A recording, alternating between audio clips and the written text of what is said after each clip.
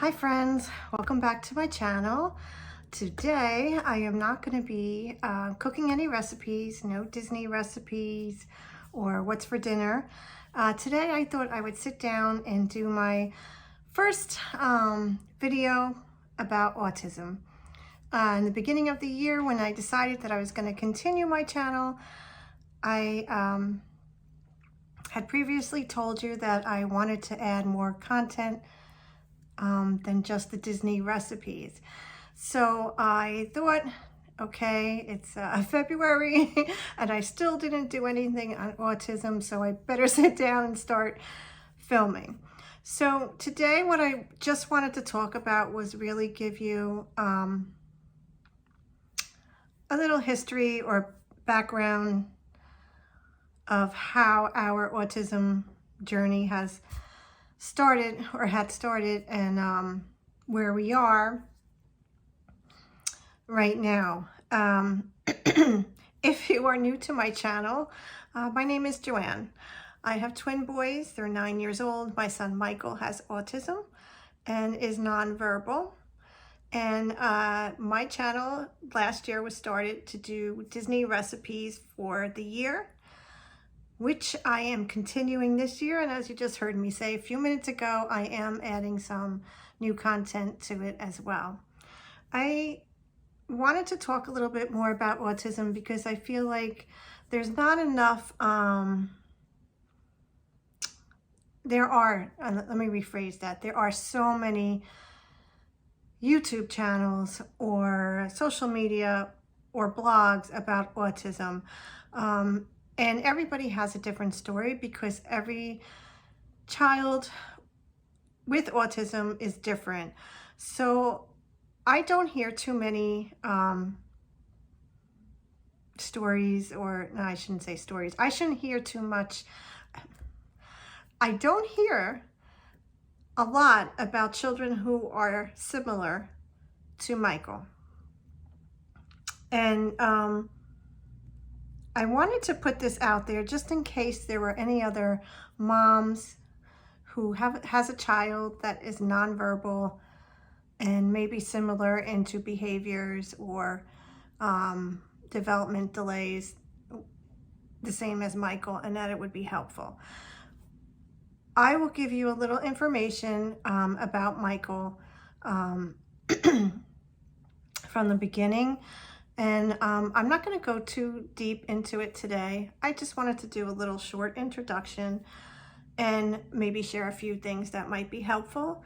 If you have a child who you think has autism or a sensory processing disorder or a speech delay or anything, you know, something is bothering you and it's maybe you're not sure what to do. I'm going to first say that I am not a doctor. I am not a therapist. I'm a mom who has been doing this since my child was 20 months old. So I'm just speaking from my experience, and take what information you can, and hopefully, you know, hopefully it'll help a little bit. It is very hard in the beginning, so I don't know how much help I will be, except to say that I am here for you. If you ever have any questions or comments, or you're not sure about something, always leave it in the comments below. I will do my best to answer it. If I don't have the answer, I can certainly reach out to the professionals that we have in our community here. So Michael and Alex are twins. They were born at 36 weeks.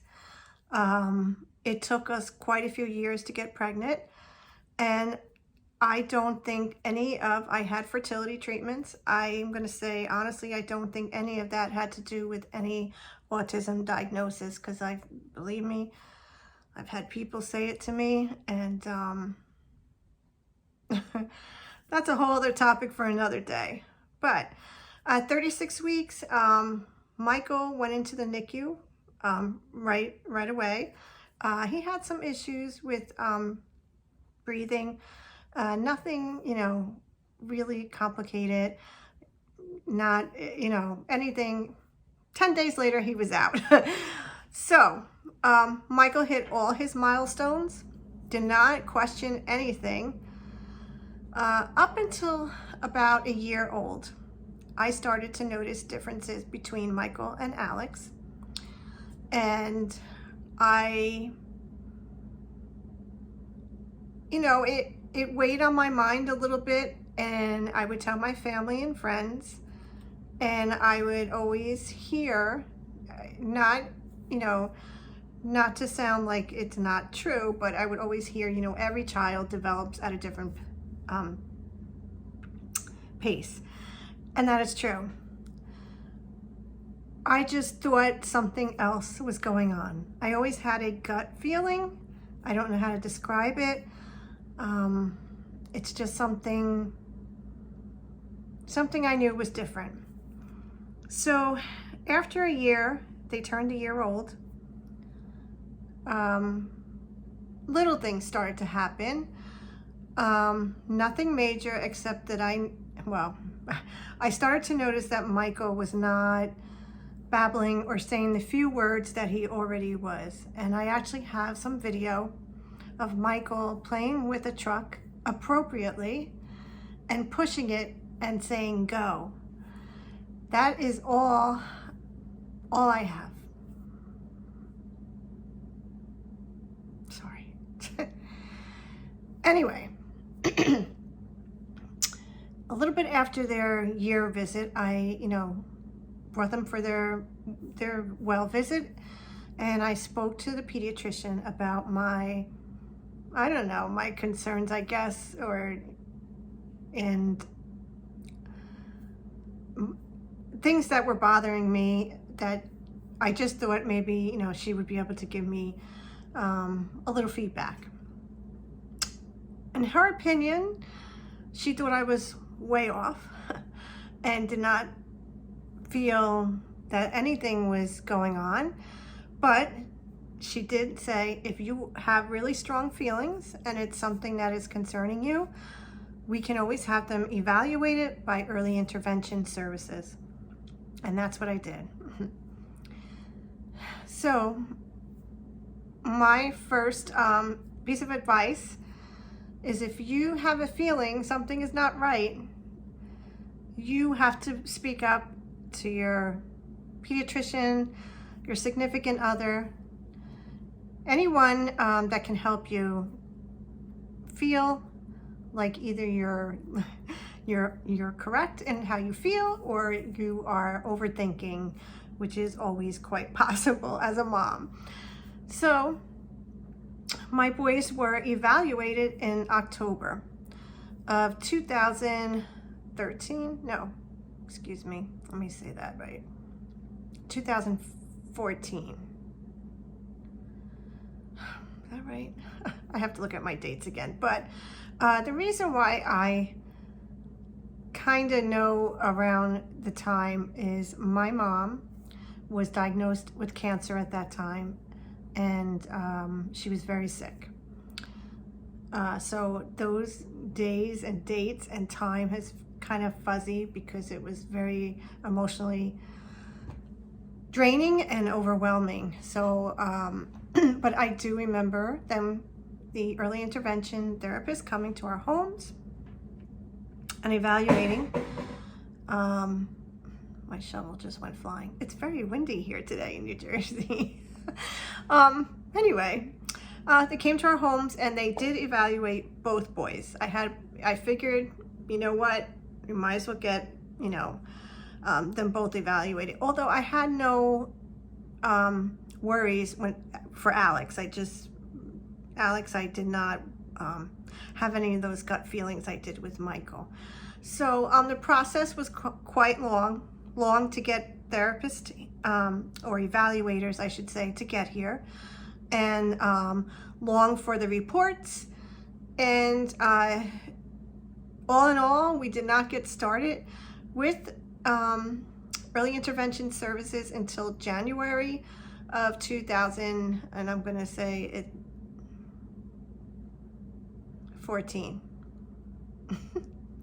Terrible with the dates, but I will tell you this: Michael and Alex were 20 months old when they started early intervention.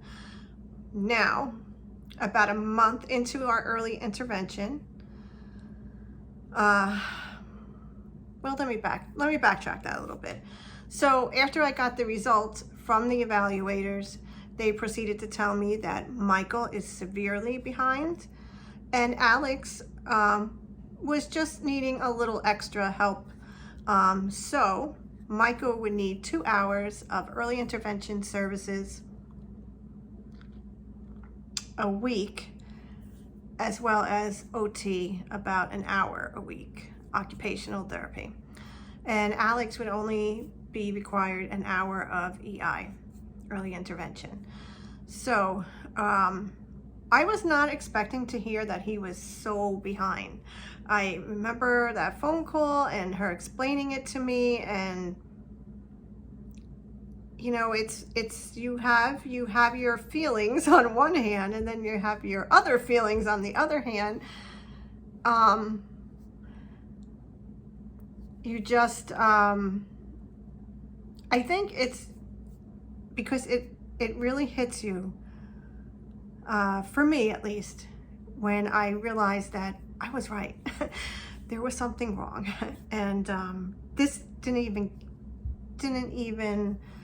this was even before his autism diagnosis. Just, I was right, something was off. So in January, we started the EI services, and early intervention services are provided to children. You have to check by your state what is provided and what is covered. It provides little assistance for children who have developmental delays, speech delays. You can really, what I'll do is I will leave a link below to what early intervention is, and you can read a little bit more informative information and where to find out or where to go in your state for service and evaluation information. That would be my first recommendation if you are questioning anything. That's the best place to start. Of course, you can speak with your child's pediatrician, because they may have other ideas or suggestions as well. So we started our early intervention services in January, and we had one therapist. She was probably the most perfect person for us. I can't even tell you how wonderful she is, but she was wonderful, and she was with us until they both aged out of early intervention at age 3. But after a month, she asked me and my husband if we would mind if she brought in a behaviorist to work with Michael. And I didn't think anything of it, and my husband didn't think anything of it. We just assumed it was, oh yeah, extra, input. Definitely, definitely bring him in. And we did. His recommendation was to bring Michael to a neurologist. And, you hear that, and my first thing was, hit the internet. What does a neurologist do?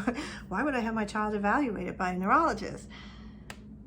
And at that point, I knew that what I initially thought months ago was going to come true. I just knew that Michael was going to have autism. And I'm going to stop this here for today, because it is a long story, a long process. And I wanted to just give you a brief introduction of how our journey started, and each week, or every 2 weeks, I think, because this is a lot. It's a lot to talk about. It's a lot of information, and I kind of, want to space these out a little bit. I'm going to share a little bit more in our journey. I'm going to try to be as helpful, or I want to say as transparent as I can. and give you as much information as I can without, you know, I have privacy concerns. I know that sounds ridiculous as I'm sitting here on YouTube telling my story, but I do. And you know, I want to protect my children.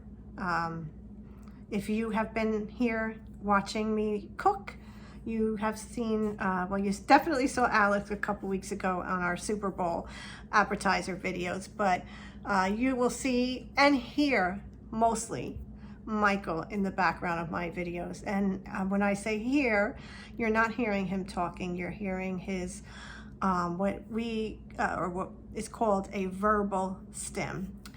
And I'd like to talk more about that stuff again in the future. And I just hope that this will be a series that if you don't know anything about autism, you don't have any friends or family, maybe you'll learn something new. And the most important thing, I think, for you to know is that these children are a gift from God. I don't want to get emotional. And they're just like neurotypical children. You know, they love to play and have fun. They're happy. Despite their disabilities or their, you know, shortcomings, they are happy. And when they're not, you know it. But this is for the autism moms that are just getting here. I'm here with you, and I will try to help you through it.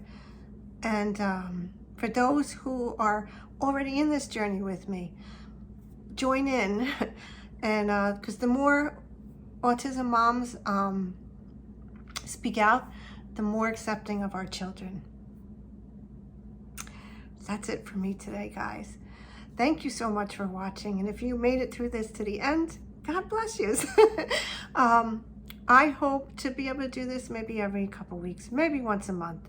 But thank you so much for watching. And if you've enjoyed this video, please give it a thumbs up. Please comment below where you are in your autism journey, if you are in there, or what, if you know anyone or anything. Just tell me something down below.